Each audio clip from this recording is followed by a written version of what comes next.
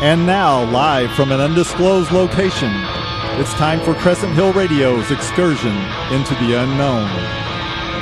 The Uncommon Houseflies will be your intrepid guides through the endless Elm Streets and Oak Streets of Louisville's musical subdivisions, where you will come face to face with the cheaters, wife beaters, and bottom feeders of the local music scene. Warning, this show will contain gratuitous self-promotion and potty humor. Signposts up ahead. You're about to enter Flies on the Wall. Dun dun dun.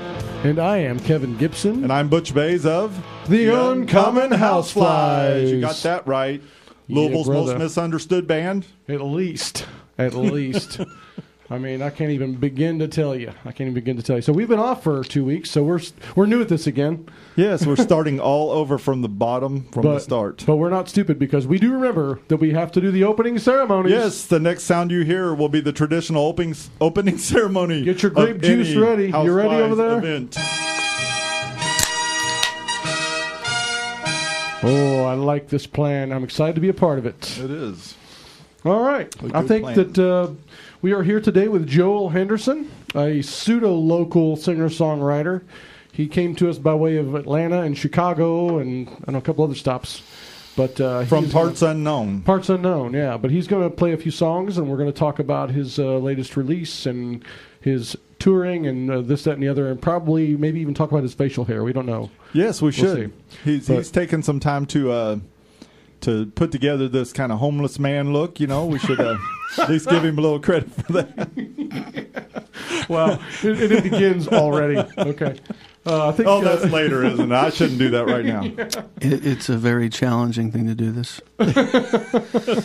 Thank you, Joel. Yeah, see, he's already a good sport about this. Yes. It requires no showering. I've done that before. Just not for as long as you have. It's amazing how long you can go without bathing. Take some dedication. And very patient bandmates. Yeah, definitely. All right, what do you got queued up for us? I'll tell you what, I noticed here on our, let me see, since we're having a singer-songwriter today, I thought we'd go with one of Louisville's great singer-songwriters, Tim Krekel, which I tend to maybe go back to too often, but got a song called I Can't Cry Anymore. Can never go too often with him, brother. Yeah, I don't think you can. There you go. Here's I Just Can't Cry Anymore on Crescent Hill Radio.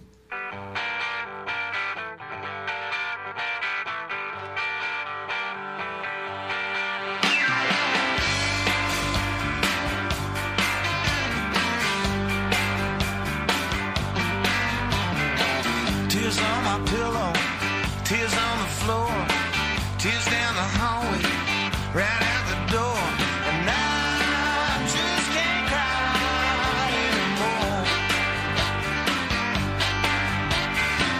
Tears in my coffee, tears in the yard, tears on my dashboard, been raining hard, and I just can't cry anymore. Baby, you're the reason I've been bleeding all the blue from my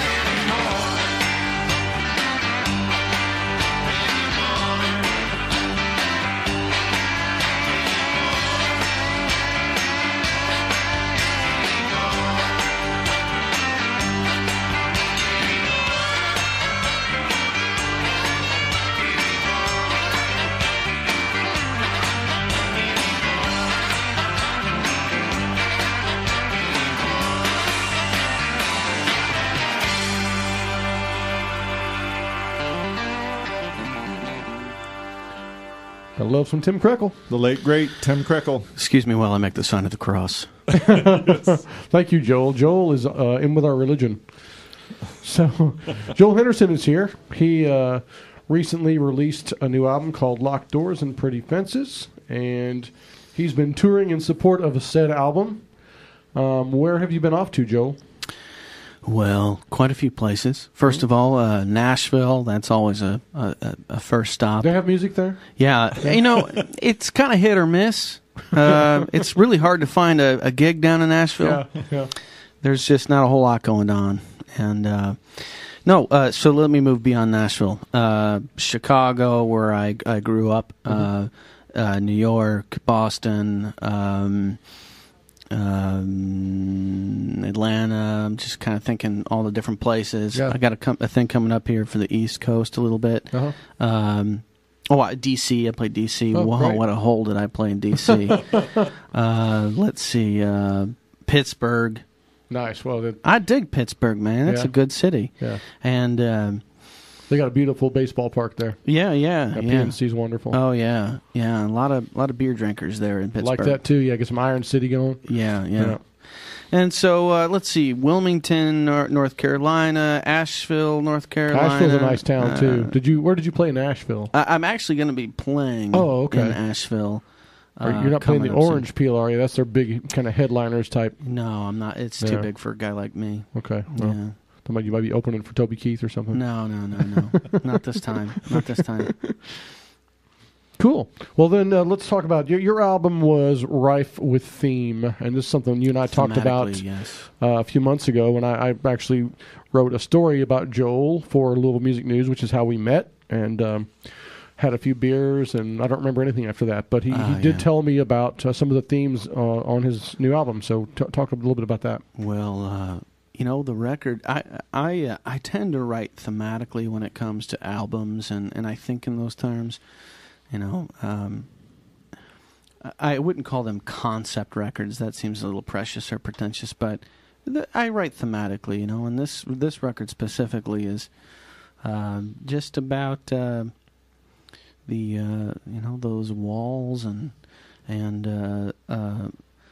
the fences, the walls, the doors, and all the kind of things that kind of crop up in our lives as we grow older. Right, the barriers. It's kind of you talk to me. Yeah, the barriers, exactly. Yep. I mean, we've got people got barriers to everything, and this is just kind of a record about that, and interestingly, what you had told me in the story is I recall that you had released something in the mid to late 2000s and thought, okay, this will be the first of several to come over the next 5 years, and then suddenly life got in the way, barriers, and it took you a number of years to actually get this thing done. You're right. It started off with this EP I did back in 2003. I had been playing for a long time prior to that, and in fact, I actually released a couple things before that, but I won't share those with the public, and not anymore anyway.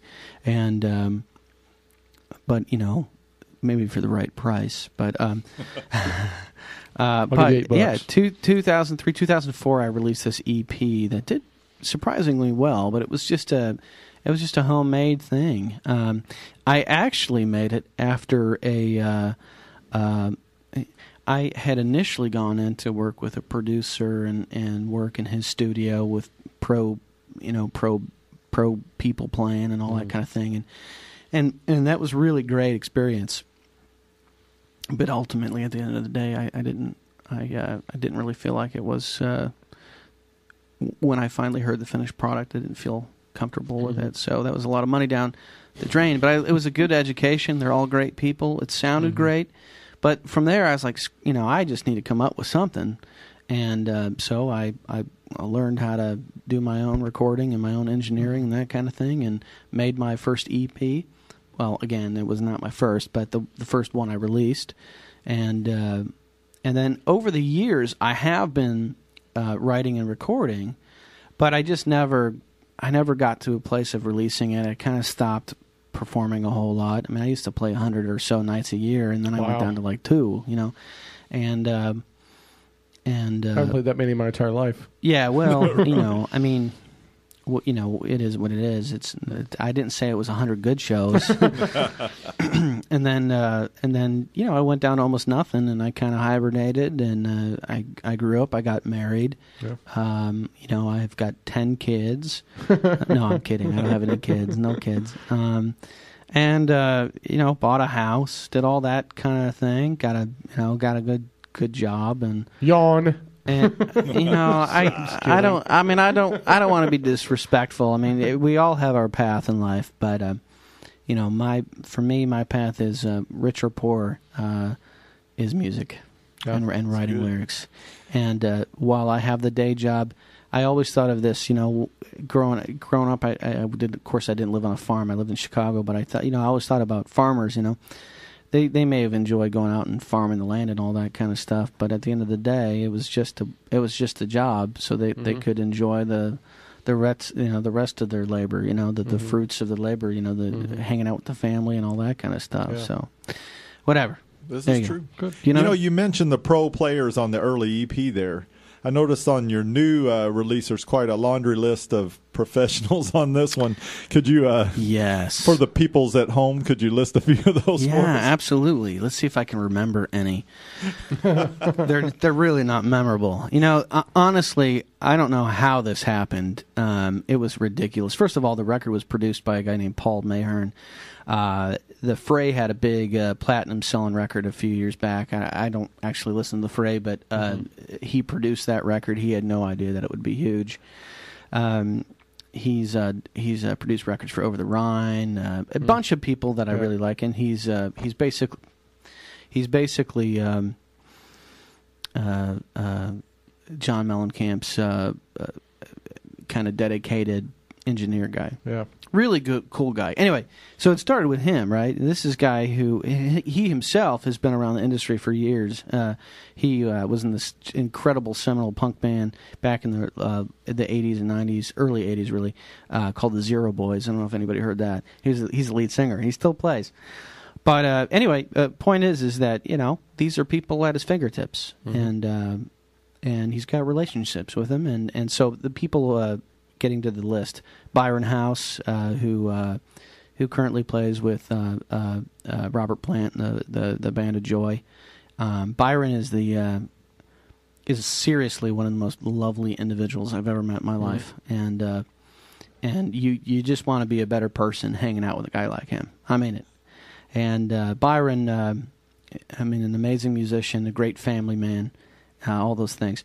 So that's Byron. Everybody else, minor league compared to him. You know, when you play with Robert Plant, right? Yeah, that's pretty high up on the list. Then we have folks like Rich Hrdensky, who's a producer, a songwriter, an amazing musician up in Cincinnati, Ohio. Who he was the founder, one of the founders, co-founders of the band Over the Rhine. So a lot of folks in this area know Over the Rhine. And big, you know, always enjoyed Over the Rhine. And let's see, Jason Wilbur, who plays guitar for John Prine. He's been playing. You look at Jason. Yeah, Jason, I've heard of that John Prine guy. Yeah, John Prine, whom I love. And the thing about Jason, which is great, is that the dude looks like he's 19, but he's like 45 or whatever. I mean, you have no idea. He just doesn't age at all.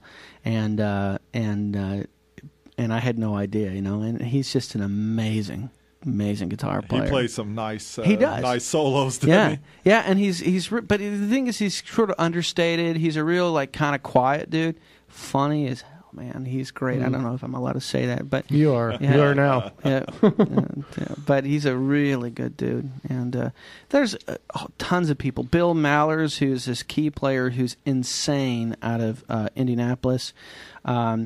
I could not say, I could not have a conversation about this without mentioning Heidi Gluck, who is this phenomenal singer-songwriter who out of Kansas, and just a beautiful, beautiful person. And she is the background singer on every song, and she actually played a few instruments here and there too.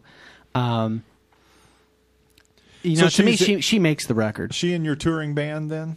Yeah, well, you know, we did that one tour. Unfortunately, it's so expensive, and I don't mean to sound like I'm complaining, but it's so expensive to bring a band on the road.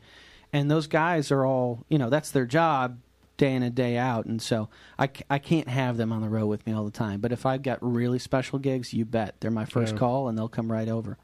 Very cool. So, yeah. Well, I would love it, Joel, if you would play us a song right now. Let us tell us what you're going to play. And, by the way, while he's getting ready with his guitar, he's got about a liter of Old Forester over there. I think that's the 5-gallon jug. They just came out with that size. You're gonna like that. I want to turn that over and put it like in one of those water dispenser, water coolers at the office. He actually had to bring a porter with him to haul that in here.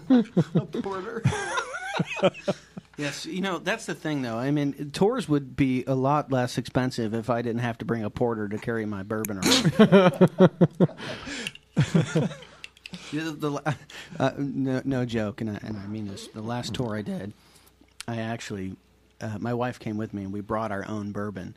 Because we're like, we're playing New York, BYOB, we're playing Boston, whatever. And we're thinking, there's just no way we can afford the bourbon out there. Yeah. Not at the quantities that we drink it anyway. So I'm going to play a song from the new record called Growing Up. Growing Up. Technically, Growing Up is hard to do. It's a lead-off track. And I don't play harmonica on it, but when I play solo, I try to do this. So cool. Let's see if it doesn't suck. All right, Growing Up. Joel Henderson on Crescent Hill Radio.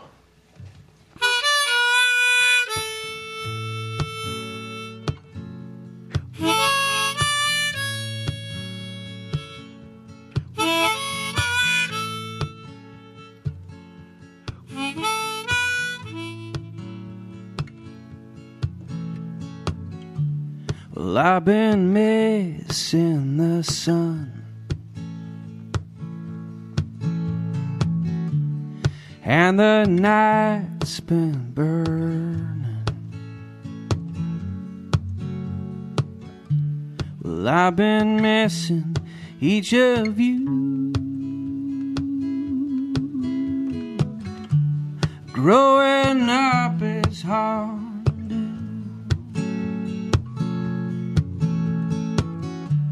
We've all got our debts to pay, and there's no room left for us to play, 'cause they only want something new. Growing up is hard.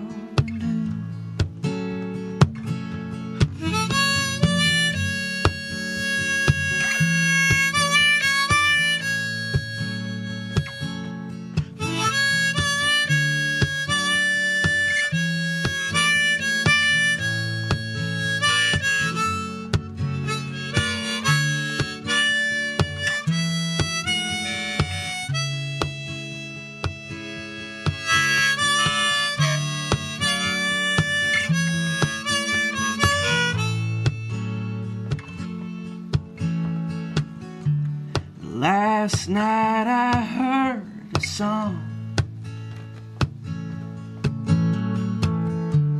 in my sleep, now it's long gone. I don't recall the words or two. Growing up is hard. I don't recall the last breath I drew. Growing up is hard. Growing up is hard. Growing up is hard.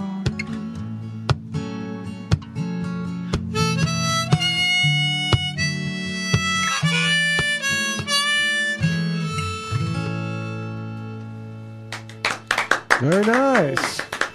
Thank you, Joel. Thank you. Good stuff. A Goodwill guitar, $20 Marine Band harmonica. Gotta like it. Yeah. Hey, now let's talk And about these 5 harmonicas. Priceless talent. And 5 gallons of bourbon. I'm telling you what, man. It you got to buy them in large quantities these days. It's a value package. You told me a story, and I want to make sure I get this right because it's been a while. But you were a drummer when you were a kid. Isn't that how you kind of started out? Yes. Playing drums? Yeah, I don't want to embarrass you. Well, no. My first, technically speaking, my first instrument was a saxophone. No, that's not even true. It was a recorder. Okay, Y'all remember the recorder, right? Of course, yeah. And then it was the saxophone. Yeah, exactly. And then it was the saxophone. And when I was a kid, I really wanted to play drums real bad. I just had a natural sense of rhythm, and so I begged my mom, and I don't know how old I was, but I was very young, and Mom brought home a Jeffrey Giraffe drum set, from Toys R Us, and yeah, that's what I learned on. Really? That's why I don't play drums. No, but that was my first drum set, and I had 3 more just like it because I went all John Bonham on them, and they don't last to that, I'm sure that's why John didn't play himself. No, but it seems like you told me a story about when you first got an idea for a song. There was a concert nearby. Am I right? You told me wasn't this a band that we would all know? That you heard off in the distance? Oh, yeah. Tell us that story. I was about 8 or 9 or something like that, and I always kind of forget the age at this point in my life, but it was around those times, and I was always inclined to want to write songs and stories. I was just that kind of kid, I didn't really have a whole lot of sports aptitude or anything like that, but for some reason I liked music and I liked writing songs, and I even like dancing. You don't have to dance tonight. I once entered a breakdancing contest. Wow. Do you have sweet dance moves? Not anymore, dude. Not anymore. For some reason, I went from like Motown dancing to Bruce Springsteen dancing somewhere along the way. Yeah, right, exactly. But so back to the story. So at this point in my life, I was living in a place called Gurnee, Illinois. And very close to Gurnee, where I live, literally almost in my backyard, was a theme park called Six Flags. It's now Six Flags Great America, or no, it was Great America, and then it became Six Flags, part of that whole big conglomerate. And they always had, in the summer, they always had bands. Of course, they were only open in the summer, but they had bands. And this one particular night, I opened up my window, and it's late at night, and I'm a kid, right? And I hear their band Rat. Rat. Round and round. No, it's Rat. Rat, because there's 2 T's in it. 2 T's. Rat. When 1 T won't do. Right. And so I was just, and I was just enthralled by it. I mean, I was certainly not into Rat by any means, but just, I wasn't there. But we're all friends here, Joel. No, I'm just being honest. I wasn't into the music per se, but I was into the idea. I was like, those are a bunch of dudes on stage playing music. There's girls everywhere. I'm totally uncool. That makes sense, in right? In spandex, yes. That's right, in spandex, big hair. But spandex was in back then, right? Correct. And I'm sure it was like that at Kentucky Kingdom back in the day, where people would wear matching shirts and spandex. Absolutely. Right. If it was still open, right, it would still be that way. I think you're right about that. But yeah, it was just a beautiful moment in my life. I'm one of the strange people. I don't have a ton of memories from childhood. Maybe it's the bourbon. Well, because you were drinking it then too, right? I assume. No, I wasn't then. No, but it was an Italian kid, so it was wine. Oh, okay, yeah, good. Nice Chianti, table wine, and so it was just a really great thing for me. I heard Rat. Well, I'll tell you, and I started writing songs like that night. I was like, oh my God, and I mean that's like when I really did it. And I had a drum set. I had my Jeffrey Giraffe drum set. There's no melody there, so I would just sing a melody and play over my drums, like a Levon Helm or something. Well, I think even on the new EP, or the new album, actually, the Rat influence is still there. I mean, would you say, Kevin? Yeah, you can just hear it. Definitely, hear I can see him on a tabletop with Milton Berle looking on. I can see it. I can see it.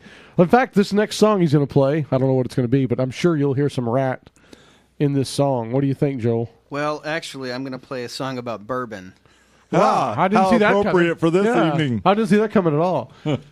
This song is called 5 Gallons of Bourbon in My Water Cooler. No, it's not. It's probably this is a song that I have to remember the lyrics to, but it's called The Devil Knows, and I wrote it. It's a new song, cool. And I figured that I'm fortunate, and I've got a lot of fans out of Louisville, and so hopefully they're listening tonight. So this is a song that hopefully that they can hear. It's new. It's called "The Devil Knows," and actually it's a co-write. I wrote this with a guy named Phil Madeira down in Nashville, and cool. Phil is a producer, a songwriter. He's in oh my goodness, I'm trying to remember why I can't remember her name, but it'll come to me later. But he plays with her and have some more bourbon. We'll edit it in post production. I mean, yeah, exactly. We have Photoshop. That's right. That's we photoshopped this whole show. Anyway, he's a cool guy, and I had a really cool opportunity to record with him, and we're kind of talking about maybe doing a record this year. Oh, so nice. Yeah. Very so nice. It'll be really great. So anyway, it's called "The Devil Knows." Here we go.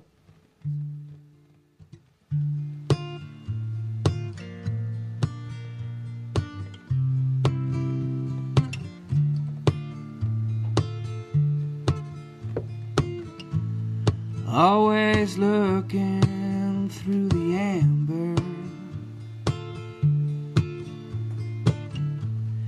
that's the shade of things to come. I just stutter, Lord, I stammer, but I'll be alright with just one. Wings in a bottle, fire on the tongue, a burn in the belly, and I'm higher than the sun, falling like an angel, and floating like a leaf. Lord, the devil knows the way to me. Lord, the devil knows the way to me. Don't her eyes look like they're golden when I gaze down in the glass? The house of cards I built is folding, but this old bar was built to last. Wings in a bottle, fire on the tongue, a burn in the belly, and I'm higher than the sun, falling like an angel, floating like a leaf. Lord, the devil knows the way to me. Lord, the devil knows the way to me.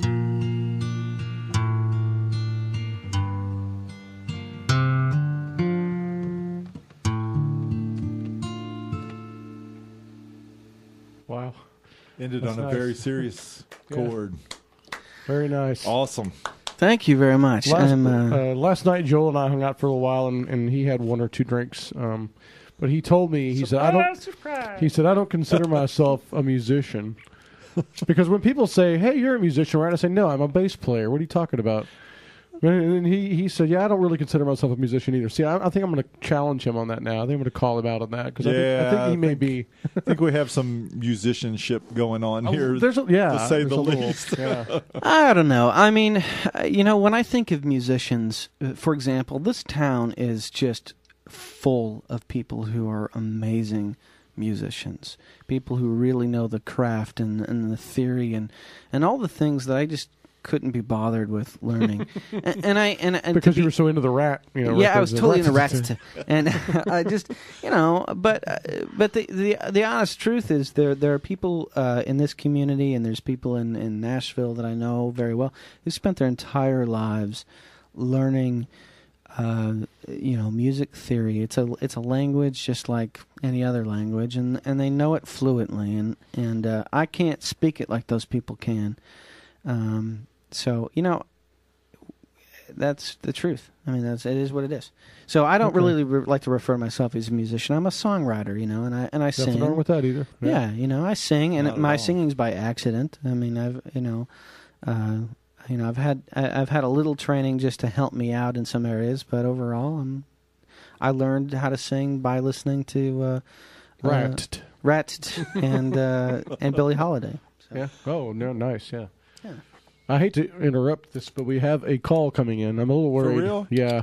Every week we There's a call coming in? I'm a little worried about this. We actually have put out a request line, so let me get this for whoever this hangs up. I hope it's not who I think it is. Only because I want you to make one of them eatable arrangements for my girl baby. The other morning when she went to the bathroom, I ate the last 9 pieces of bacon, and she been squealing like a stuck pig ever since. I don't know what to do to make her not mad at me anymore. You know what I'm saying? I mean, I thought about getting her flowers but the thing is, that just makes her sneeze. You know what I'm saying? So, one of my boys down at the gym said that you make them eatable arrangements with food instead of flowers, and I was hoping you could make me one for my girl baby that would make her, come back to me again. I can't deal with this anymore. You know what I'm saying? Dale, this is not edible arrangements. It's the radio. Listen up now. Now, candy just makes her butt big, and flowers make her sneeze, like I said, and fruit just makes her say, just hurtful things. I don't know what that's about at all, but what I'm thinking is if you make her one of them eatable arrangements with meat instead of fruit, then I can make it all good with her. You know what I'm saying? Because if you can make maybe some flower-shaped pork chops with some bacon stems, then everything will be good. You know what I'm saying? Because she likes that stuff. My baby likes pork. You know what I'm saying? This is a radio station, Dale. What are you talking about? Did you call the wrong number? You call us every week. Again. What? This is a radio station? It's a radio station. I told you. Oh, okay. Well, listen, man. That could help too. If you play my girl baby a song that I could dedicate to her, that'd probably make it right, man. I wouldn't need to buy no pork. Listen up. If you could play some Nickelback for her, play her a Nickelback song. No, we don't play Nickelback. We play local. What, are you kidding me? Local and regional music only. You know that. What? Local and regional music? Yes. No. See, Nickelback. She needs some Nickelback. No. Listen up now. Hey, no. If you ain't going to play it, I ain't going to listen to WQMF no more. You understand? This is not WQMF. No. Listen up. That there is weak. If he calls next week, we got to talk him into taking us off the speed dial. Something. I mean, he's got us in his phone, and the thing is, I haven't heard a dial tone in 15 years. I think he might use a payphone near his house. That the could last be, payphone in Louisville. I'm pretty sure that guy likes Toby Keith. I think so. Yeah, that's a mullet man if I've ever heard one. Well, I'm sorry about that, Joel. We have a problem with that guy. He calls in every week, and we can't figure out what to do with him. So seems like a really fine gentleman. Well, he has great taste in music, obviously. Okay, and radio shows. Hey, do you guys have ice? Accidentally? Kathy, you have any ice over there? We've got peas and corn frozen. No, I'm not kidding. Peas and corn, yeah. We do have that. Yeah, I forgot we had some ice over there. Okay, Joel, the free ride is over. It's now time for the segment of Flies on the Wall that we hope that our guests will dread and yet somehow look forward to. And it is, you ready? The Inquisition. Okay, Joel Henderson, if that's even your real name, welcome to the Inquisition. I'm ready. Please remain seated under the swinging light bulb and do not attempt to flee. You may receive some leniency based on brevity and speed of answers. Okay. Maybe. Our audience and ourselves hope to learn something about you. And perhaps more importantly, you may learn something about yourself, Joel. All right, let's do this. Question number 1. When you look in the mirror every morning, do you see Joel Henderson, the social worker, or Joel Henderson, the rock star? I see Joel Henderson, the homeless man. That would be a good third option. Number 2, how does the wife feel about the sultry blonde guitar player / backup singer in your band? She loves her. She loves her. Oh, I bet she does. She tells you she loves her. Deep down, I think there's probably a problem there. So. No, she loves her dearly. Number 3, if someone begged you to play Brown Eyed Girl at a show, would you know all the words? No. Sure you wouldn't. Would I play it, though? Damn right I would. Right after Freebird. That's right.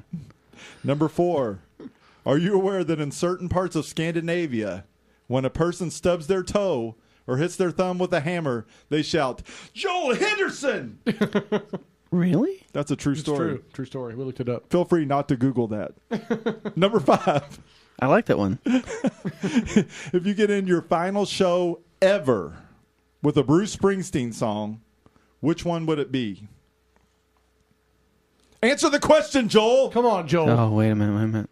This is not how this works. this is some serious heavy stuff. You've just asked me a Smack question. him around a little bit, Kevin. I think I might have to. Oh my goodness. It'd have to be Answer. It'd have to be okay. For crying out loud. And my bottom already hurts, dude.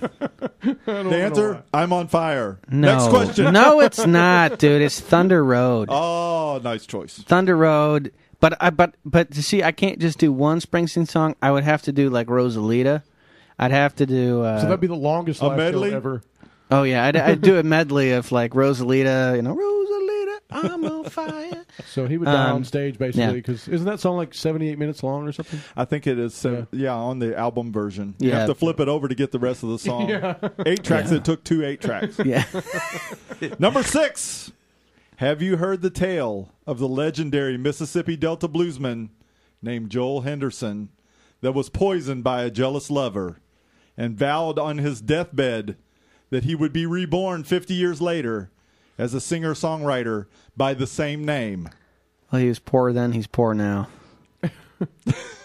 Good. We haven't heard that story either. No, I haven't heard that story, but I went to my psychic friend's hotline. And so I'm clued into that. I know that exists. Yeah. Number 7.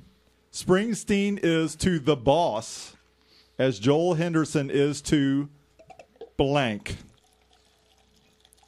Come on, Joel. Answer the question. As Joel hoists his 5-gallon bottle of bourbon. Repeat the question, please. The question is, Springsteen is to the boss as Joel Henderson is to The janitor. Oh, that's not. Do you play 4-hour shows like the Bruce the Boss? No way. Do you not? Now, if I had a band like the E Street Band, I would definitely do that. Oh, that brings up E Street trivia. E Street Band trivia. We're going to test your Springsteen fan credentials. Oh, shoot. Which Springsteen band member recently passed away? Oh, it was Roy, wasn't it? Clarence Clemens. Oh, no. Oh, Do you have a buzzer over there, Kevin? Oh, wait. Question number 2. Wait a minute. But wasn't it? You're right, it was Clarence. But didn't Roy Bittan die? That's deeper in the well than I can go. But I think he died prior to that, and he, in my opinion, was a bigger inspiration to the band than Clarence Oh, well, Clemens. maybe. More than the big man. Okay, next E Street trivia. I'm going off script here. Okay, I can Clearly. tell, yeah, because it's not on my script. Which E Street Band member co-starred on The Sopranos in a very significant role? Yeah. Answer the question, Joel. Shoot. Van Zandt. Little Steven Van Little Zandt. Steven. I was going to say little. partial credit. Yeah, come on, give me that. Van Zandt. Okay. So you know his older brother was though. Right? Yeah, that's why we didn't give you full credit. Big Steven Van Zandt. Yes. Yeah. Oh man. Next question. It was Tito Van Zandt. Oh, I'll have one more E Street Band. Which Okay. E Street Band member led the Conan O'Brien band? Mighty Max Weinberg, dude. Correct. Yeah. Okay. He was my favorite, my first favorite drummer. I learned how to drum by watching him. I've never seen a guy smile so much. Yes, he seems like a very friendly guy. Yeah. Well, he's got it made, dude. He's got it made. Okay, back on script. Number 8. Okay. How many singer-songwriters does it take to screw in a light bulb? 10. The answer is 1. They hold the bulb while the world revolves around them. Oh, that is very true. My wife would say that's true. Number 9. This is the final question I have. No. I prefer more. Okay, Well, I actually have one more thing in store for you, and we have the do or die speed round, which we forgot to promo. Okay, number 9. Are you aware that someone recently hacked your personal Facebook page and maliciously replaced your profile picture with a photo of North Korean dictator Kim Jong-un wearing a Chinese sun hat and creepily holding a lap dog? No. It's true. It's true. Check your Facebook page. Yeah, go to Facebook. But I will tell you this. Joel I will Henderson. tell you this. That would be awesome. Oh, you are referring to that great picture, aren't you? For the listeners outside of Louisville, we have this thing called the Kentucky Derby, and for those listeners here in Louisville, the Kentucky Derby makes one do things that they would not ordinarily do. I'm familiar with this. Yeah. Correct. And The so infield. that was a picture from Derby. There's places to seek help for these kind of things, Joel. We can direct you to some assistance after the show. I definitely need help. Can you see my hand shaking over here? I need help. It's Shaking Wednesday. Oh, what do you got, Butch? Okay, You got more? I actually have an attempt at another beat poem. If we should Do it. I think Joel's song titles also mysteriously work into a beat Okay. poem. Let me So give you a beat. if you will give me a little bit of bongos, Kevin, on the table, please. Heartless kisses. Baby, I'm so over you. Growing up is hard to do, but I'm learning to love the loneliness. Are we running stranger one kiss at a time? As this time of year curves beyond the fence, I'll be waiting. Heartless kisses. Heartless kisses. Wow. That was awesome. Wow. I'm gonna have I'm gonna have to post that on my I website. think you should. That is really You might post it on ours. really good. How did you know that I would that I wrote those lyrics for you?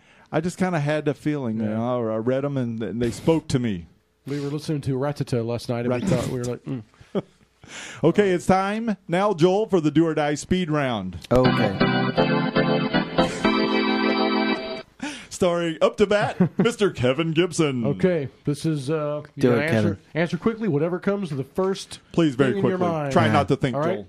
Van Morrison or Jim Morrison? Van. Lucinda or Victoria? Oh, That's not quick. That's not even fair. Tom Waits or Norman Bates? Oh, Tom. Patti Smith or Patty Griffin? Patty. Coke or Pepsi? Coke. Ryman Auditorium or Robert's Western World? Ryman. Beatles or Stones? That's not fair, dude. Answer the question. Answer the question, Joel. Right now, Stones. Bruce Springsteen or Yngwie Malmsteen? Oh, God, Springsteen. Nashville or Austin? Nashville. Cubs or White Sox? Cubs. Milk or bourbon? Bourbon. Water or bourbon? Bourbon. Beer or bourbon? Bourbon. Jim Daniels or Jack Beam? Neither. Zombie blood or bourbon? Bourbon. I hate zombies. Joel Henderson, you have passed the do or die speed round. Do not open the trap door. Wow. We won't Thank you. We won't even tase your porter. You have passed. Wow. You did it. Good job. Good job. That was a Thank fine you. job. I really was afraid of that one. Well, good. I lost sleep last The night. entire music community is scared of this. So, Joel, you want to play one more song for us? And then we'll... Nope. I want to play 3 more songs. Well, we don't have time for that, unfortunately. Would you craft that into a medley taking under 4 minutes, please. Yeah. Now, would it be okay if I play? I'm here obviously promoting my new record, Locked Doors and Pretty Fences. Joel a fine album, yes. JoelHenderson.com is my website. I'm on Facebook. I'm on Twitter. I do post naked pictures from time to time. Okay. Oh, you know what? We didn't do Tales from the Road. Oh, you should do that. We should do that first. Do Tales from the Road. Hang on a second. Maybe we should have a song. We've been talking for a long time. Let's do a song. Let's do a song and then Tales from the Road. We'll get you moving. Let's talk. Let's do a song. I'm going to do a song. Actually, I just wrote this song for my little sister. I grew up in Chicago, and I don't really quite have the accent anymore, but sometimes I do. It's kind of an Italian Chicago accent, and it's not really there anymore, but it was at one point. Anyway, my little sister went to school up there and recently graduated, and I don't know, I just kind of needed to write her a song, and I hope it doesn't suck. It's a brand new song. If you like it, please let me know. Mr. Joel Henderson? And I've never played harmonic on it, so we'll just kind of play it. What's this called? It's called Windy City Girl. Oh, nice. Yeah. Okay, here we go on Crescent Hill Radio. .com.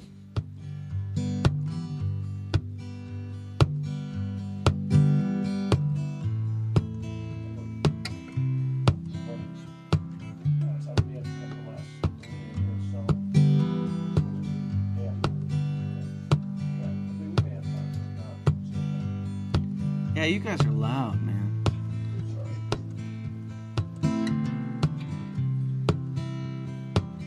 Here we go.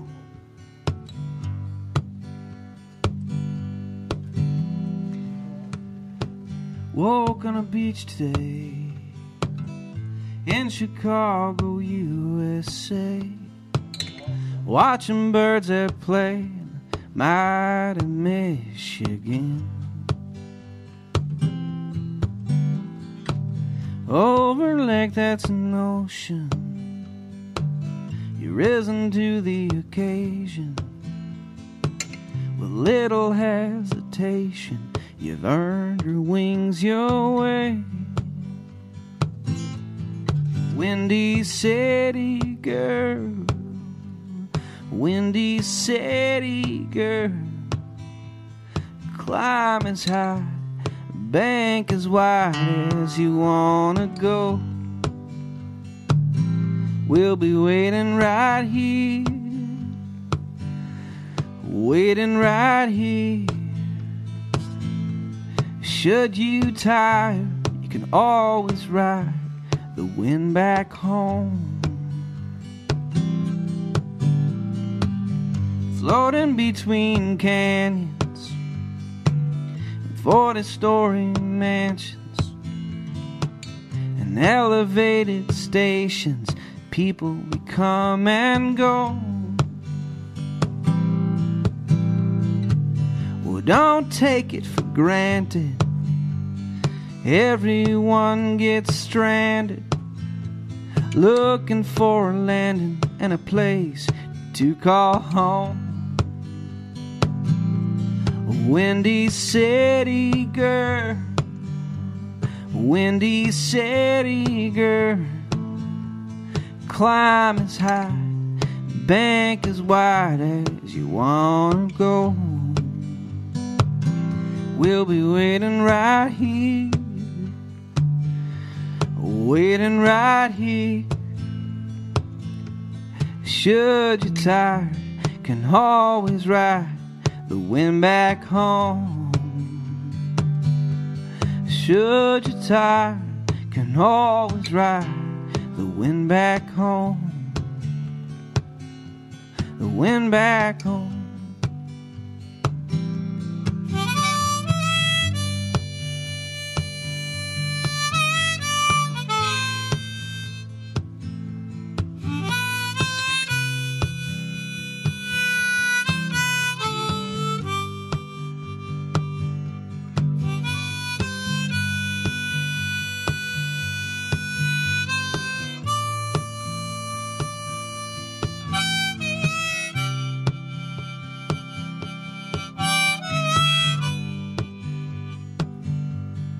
Windy City girl, Windy City girl, climb as high, the bank as wide as you wanna go. We'll be waiting right here, waiting right here.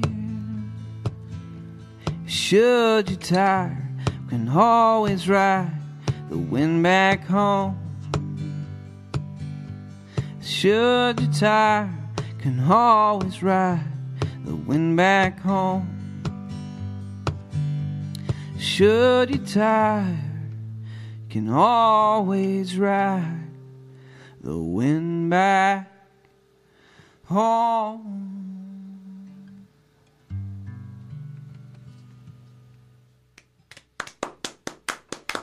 Thank you. City Girl, Joel Henderson and his Japanese guitar. Hey, man, it's a Goodwill guitar. That's Goodwill. That's all I need to know. It sounds like Goodwill, you know? Lots of Goodwill there. And I don't mean that in the, you know what I'm saying. Hey, man, it's a good thing. It's a good thing. Exactly. We spent a little time in Chicago a few weeks ago and had Did a... you? Yeah, everybody that's right. was very good to us, yes. Yeah, we met a really nice guy named Jimmy who bought us way too much beer. This is correct. Here's It's to a you, fine Jimmy. city. We have one more thing we want to do with Joel. He's going to tell us a good story, and we call this segment "Tales from the Road." And here's our signature sound. And now, Tales from the Road. Okay, so my favorite story from the road, to date, anyway, is the first time I played in Nashville, Tennessee. I played at this place called Hobo Joe's. I don't believe it's around anymore, but it was kind of a nice place. And the thing about Nashville for songwriters is that if you've ever gone to Nashville to see music, a big band at the Ryman or something, notwithstanding, but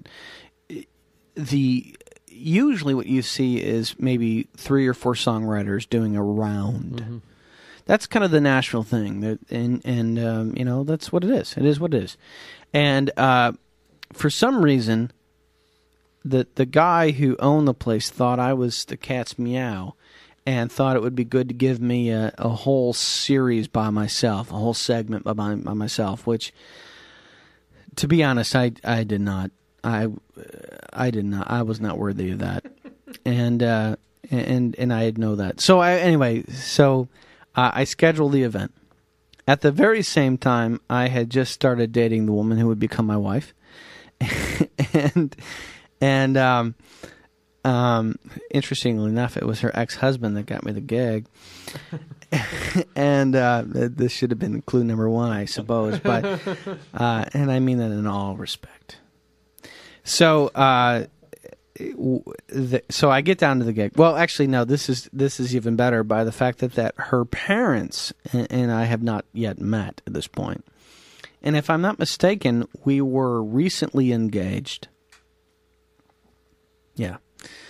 And I hadn't met her parents, or at least we were soon to be engaged, something along those lines. It was obviously serious at that point.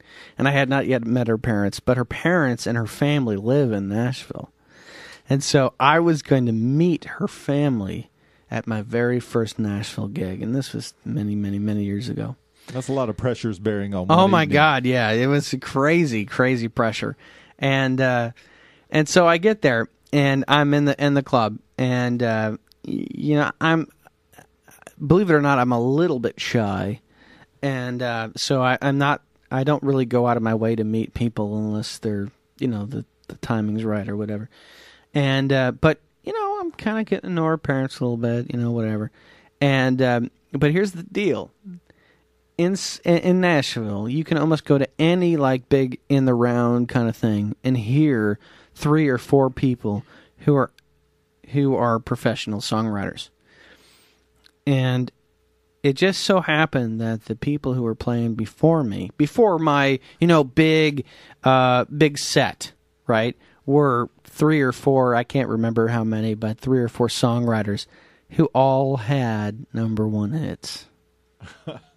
Now, these guys look like accountants, lawyers, whatever.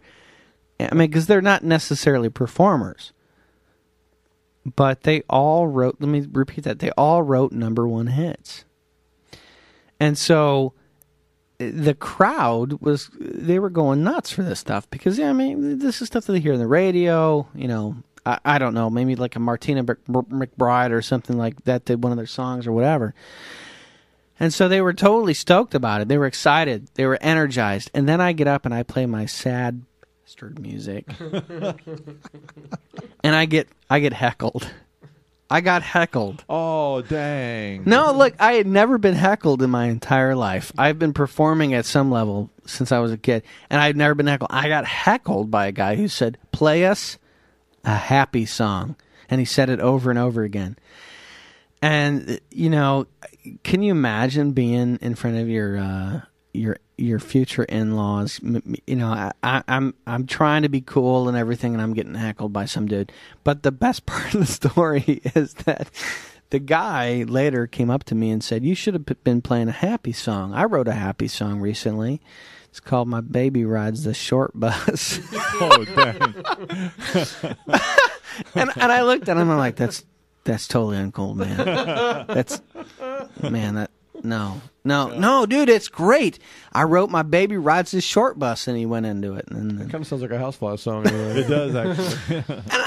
And I mean, honestly, it was such a horrid thing that, you know, I don't know. At least you weren't heckled by your future in-laws. Oh, my God. I am to this day heckled by my in-laws. You suck. No. It's always like, play us a happy song. Play a happy song. Every time they come to see me, play us a happy song. All right, Joel, thank you so much for being on tonight. We're running Joel Henderson. out of time. Check out joelhenderson.com. He's got a great website. So, yeah. And friend him on Facebook because you got to see you got to see this profile picture that someone maliciously replaced. joelhenderson.com. joelhenderson.com. joelhenderson.com. All right, let's do a quick Beatles health watch and then the Tales from the Macabre. Oh, Is that sure. Correct. All right. Yes. We'll save this dumb joke of the week for next week. Correct. All right. The remaining Beatles are still alive. Paul was last seen calling for an end to animal testing for cosmetics. Apparently, he does not like to see eyeliner put on Cocker Spaniels. Ringo still... That makes one of us. Go ahead. Ringo's still touring. Passed by this weekend in Nashville, actually. My friend Rob was there, and he texted me from the show that Ringo is indeed still alive. There's 5 people at that show. Really? 5? Yeah. Well, he's also still a very bad singer. So, okay. Which one have you got? You've got an interesting... Bad but endearing. You've got an interesting theme park. Yes, you know, you were into the zombie thing before it became cool, correct? Yeah. Yep, I was. Could a zombie-themed amusement park help bring Detroit back to life? I think something has to. It's true. Entrepreneur Mark Siwak, I'm sure I pronounced that wrong, wants to give parkgoers an experience of playing tag with the undead in an abandoned 200-acre section of the Motor City made up of empty factories, homes, and stores. Next time I go up to Detroit, I'm playing there, and I'm doing that for sure. This is a true story from the New York Daily News. So I think Kevin's going to be first in line when this opens. Absolutely. You're going to camp